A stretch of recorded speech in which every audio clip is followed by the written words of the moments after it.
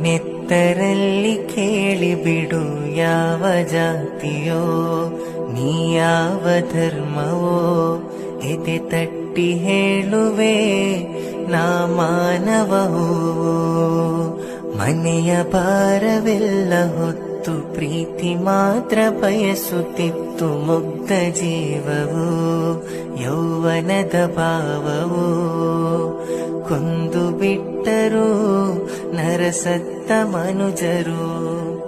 ಕನ್ನಡ ನಾಡು ಕಸ್ತೂರಿಯ ಬೀಡು ಕುದಿಯುತ್ತಾ ಇದೆ ಸುಖ ಶಾಂತಿ ಇಲ್ಲದೆ.